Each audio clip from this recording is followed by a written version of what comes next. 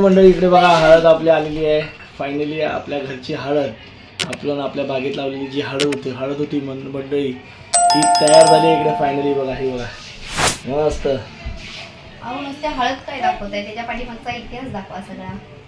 बघायचा मंडळी ह्याच्या मागे काय प्रोसेस होती ती. तर चला बघा ह्याच्या आधीची हळद लावण्यासाठी जी प्रोसेस आपण मेहनत घेतली, जी समीक्षाने मेहनत घेतली, त्यामागचं सगळं आता तुम्हाला दाखवतो इतिहास. तर चला वा सज्ज या हळदी मागचा इतिहास बघायला. साधारण मंडळी 2 वर्षापूर्वी म्हणजे जून 2023 मध्ये आपण दापोली कृषी विद्यापीठातनं हळदीचं बी आणलं आणि त्या हळदीचं बी आपल्या जमिनीत लावलं. त्यापूर्वी आपण जमीन नांगरून त्याच्या असे वरवंटा पद्धतीने ओळी तयार करून घेतल्या व त्यावर राख पसरली, जेणेकरून कुठलीही कीडमुंगी या शेतात लागणार नाही. समीक्षेच्या हातात आहेत बघा. आता ही वरतून राख टाकून घेतली जेणेकरून ना मुंगी वगैरे वाळवी वगैरे असते ना ती लागत नाही शक्यतो. तेव्हा माती टाका. जास्त खोल नको टाकू का.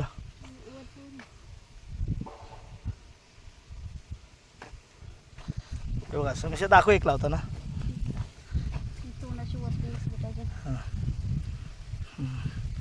असं एक तुमचं बोट जाईल एवढं, तर जास्त हे नसतं करायचं. नंतर अशी माती त्यावर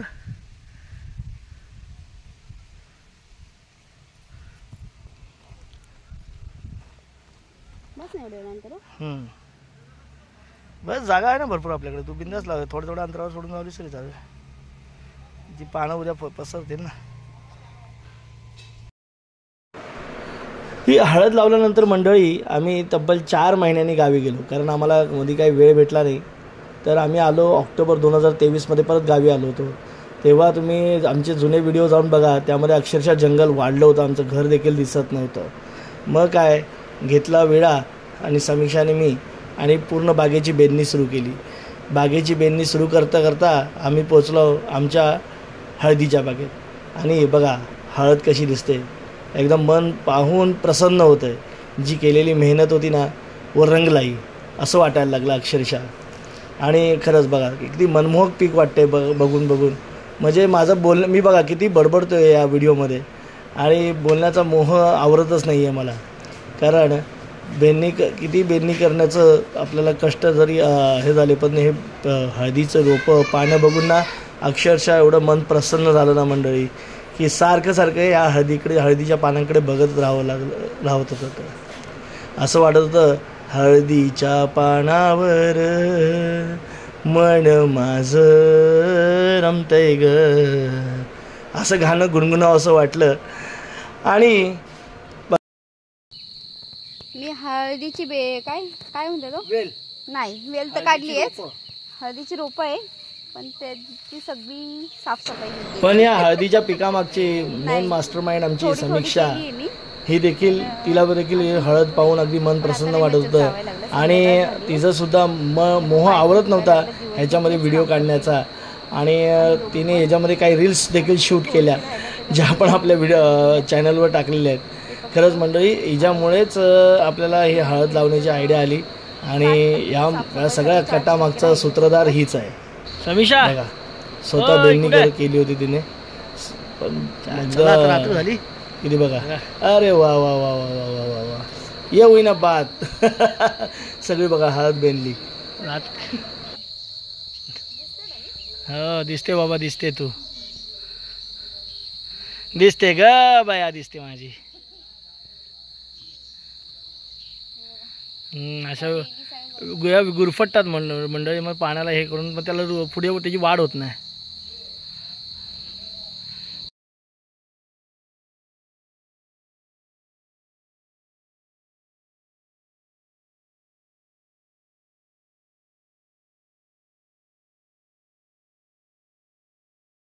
चालू केलाय. पुढे जाऊन या हळदीच्या पानांच्या आम्ही पातोळ्या देखील केल्या. बरेच वेळा ही हळदीची पानं आम्ही मुंबईला घेऊन आलो आणि त्याच्या पातोळ्या म्हणजे तांदळाचं पीठ आणि त्यामध्ये गूळ वगैरे टाकून त्याच्या जसं आपण आळूवड्या करतो त्या फक्त तळायच्या नाहीत, ह्या आपण हे केल्या वाफेवर त्याच्या वड्या केल्या.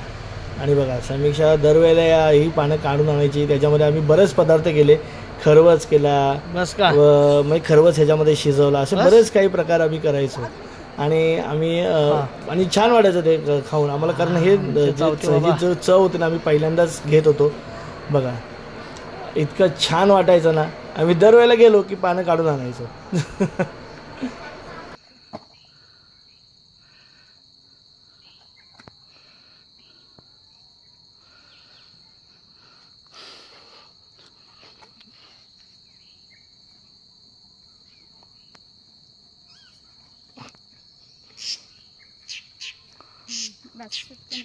हे बघा इथे आता हळदीची पानं घेतोय आम्ही थोडी थोडी.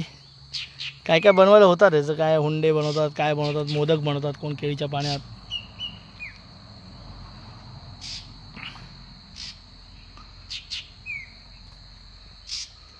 केळीची पानं नाही सॉरी हळदीची पानं आहेत. हळदीची पानं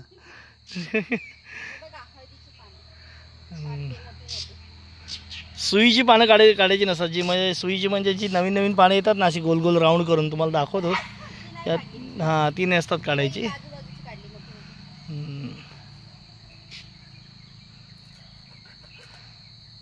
एकाच झाडाची सगळी नको काढू. वास खूप छान आहे दाखव मला एक. व्हिडिओ चालू हे बघा सुपासाठी का. हे बघा हळद. हळद तशी तर मित्रांनो आपल्याला या जानेवारीमध्ये काढायची होती. पण काय काय लोक आता म्हणत आहेत की ही अजून एक वर्ष हळद ठेवा. म्हणजे आता पुढचं आहे 2024 ना 2025ला काढा. जेणेकरून ही हळद जरा खूप चांगली येईल अजून. बघू आता कसं काय.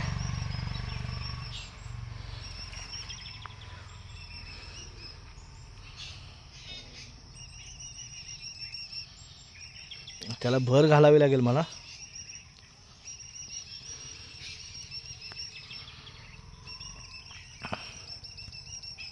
हळद काजू पण इथे आपण रिकामा केला. ऑलमोस्ट झाला होता. आज आपले 2 काजू इथले दिसत आहेत व्यवस्थित. हां तर हे बघा हळदीत ना बघा समीक्षा चालते. कसं दिसतंय व्ह्यू. पूर्ण ह्याच्यात येऊच शकत नव्हतो. आधी तर तिकडनं दिसतच नव्हती मंडळी. नंतर आणि यायचा तर प्रश्न लांबच होता. आता बघा आपण बिंदास्त फिरू शकतोय. कशी वाटते हळद आमची. आता काढायची तिला जानेवारीत काढायची.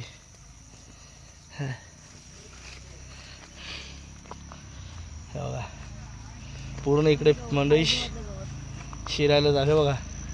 हे नुसतं हळदीमधलं आहे. हळदीमधले बघा एवढे सुंदर आणि संपूर्ण काटे आहेत. त्याला कवळा मारला ना तर मंडळी पार छातीतनं रक्त. हे सगळं सुंदर गवत आहे असं सुंदर गवत मंडळी. वा वा वा वा वास.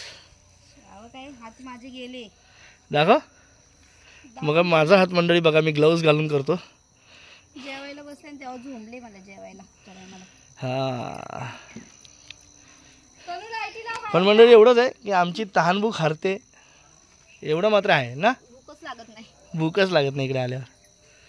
गवत बघून भूक लागत नाही. आराम तर मंडळी आम्ही जे काय रात्रीचं झोपतोय तेवढंच. नाहीच आराम नाहीच असं म्हणायला काय हरकत नाही. गवत तिथे टाक ना.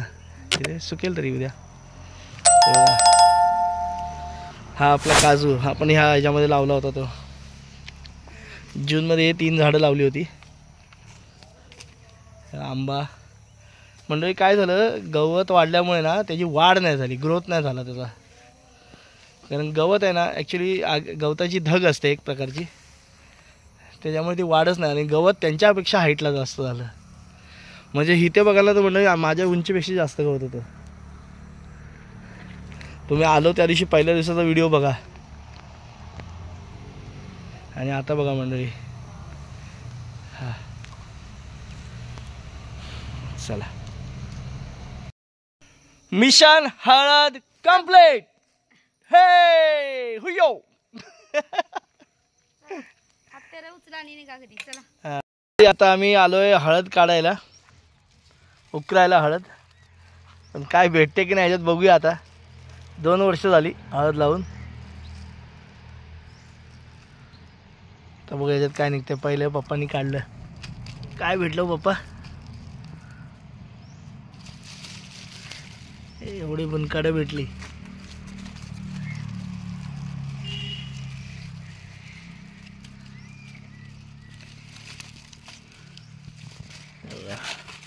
ह्याच्यात जमा करू ना पप्पा. झाडं साप माझी एक गोणी सारखा आण रे, गोणी सारखा. हा हे बघा, हे सगळे काढा, कचरा काढा. थांब ते तनु मुळं बिळं काय तोडू नका, तर जखमी नको करू.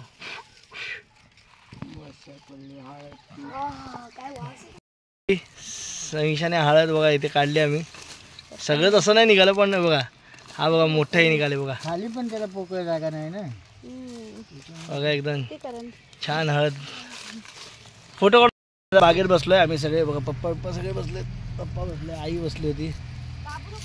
आणि बघा हळद बघा किती काढली आहे मंडळी. एवढी हळद काढली आम्ही. अजून तिला भरपूर अजून प्रोसेस बाकी आहे. आणि आईने तोपर्यंत झाडावरचा आपला पेरू काढला, खातोय पेरू.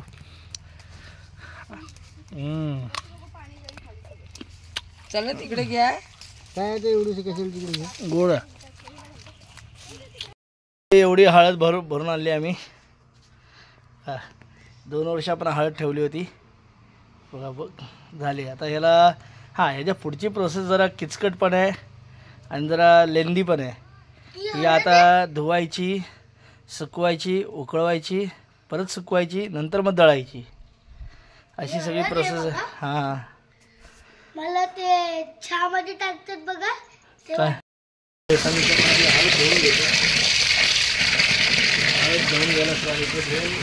मोठे मोठे कांदे आहेत हळदीचे. असे कांदे आहेत. आम्ही बियाला काय ठेवले नाही. आता नंतर मग तिला सुकवायची परत मंडळी. इथे समीक्षाने हळद उकळायला ठेवली. आम्हाला याची ॲक्च्युली प्रॉपर प्रोसेस नाही माहिती. आम्ही जसं जसं लोकांना विचारून सगळ्यांना असं करतो हे सगळं.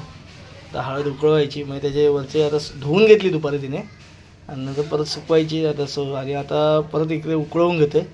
उकळून घेतल्यानंतर तिला पुन्हा सुकवायची, आणि मग पुन्हा त्याला बारीक बारीक चिरून घ्यायची आणि पुन्हा सुकवायची. एकदम हळकुंड झाल्यावर मग आता हे करायचं. मग आता इथे हळद शिजते. इथे समीक्षाने त्याचं बारीक चिरली पण होती.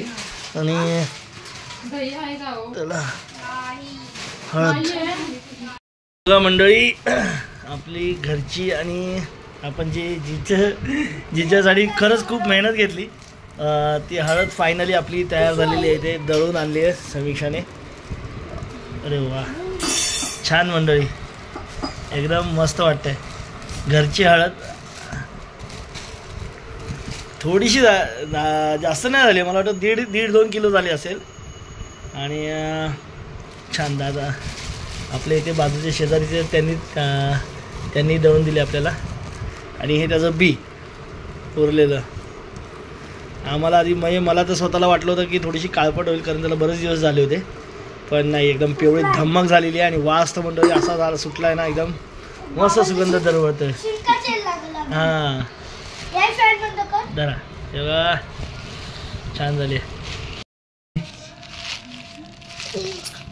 घरची हळद. वा वा वा वा वा. आता मी आमची वेडी प्रथा म्हणा किंवा काही म्हणा, पण आम्हाला असं वाटतं देवाला एक देवाला हळद ठेवावी. देवाला आम्ही गावी असतो तर गावीच्या देवाला दाखवली असती. आता इथल्या देवाला छान हळद झाली आपली. देवा अशीच बाबा प्रगती देव होऊ दे रे. आता बरणीत भरून ठेवते समीक्षा. आधी हिंग ठेवायचं असतं काय?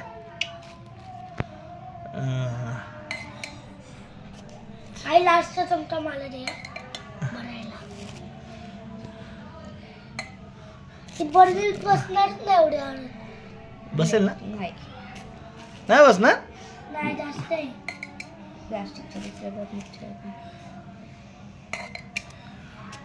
मी तुम्हाला 100% गॅरंटी देते ना. नाही दाबून दाबून बसेल ना, नाही बसणार. नाही दाबून तरी पण ते थोडं कडक होणार. हाय अजून एक बरणी हो मसाल्याची. ती अख्खी तीच बसली असती. तर ठीक आहे, आता ही बरतेस.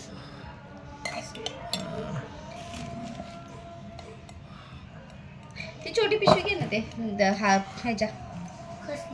बघा मंडळी, मी हळद आणली आणि ती हळद आता आपण चाळून त्याचा असं म्हणजे बारीक थोडंसं कण चाळून ठेवली ना की व्यवस्थित राहील. हे बघा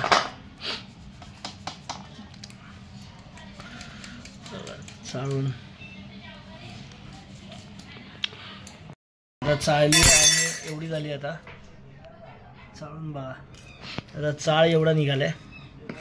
5 किलो. भरपूर भरपूर भरपूर मस्त.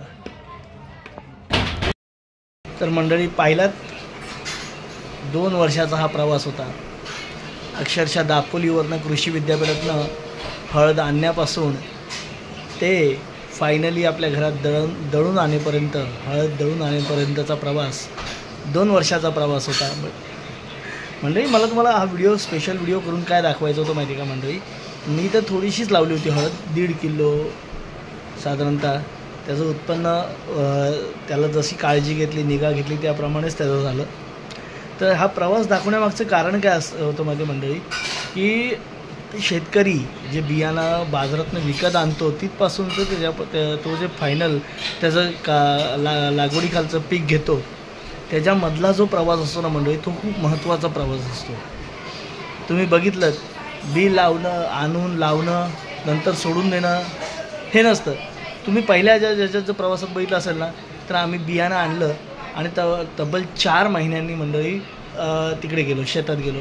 तर असं शेतकरी असं नाही करत. शेतकरी प्रत्येक दिवसाचा प्रत्येक तास हा शेतात जाऊन बघतो की आपलं पीक कसं होतं आहे, काय काळजी घेत आहे, त्याची कशी काळजी घेतो, हे प्रत्येक तो बघत असतो. प्रत्येक क्षण त्या पिकाबरोबर तो जगत असतो.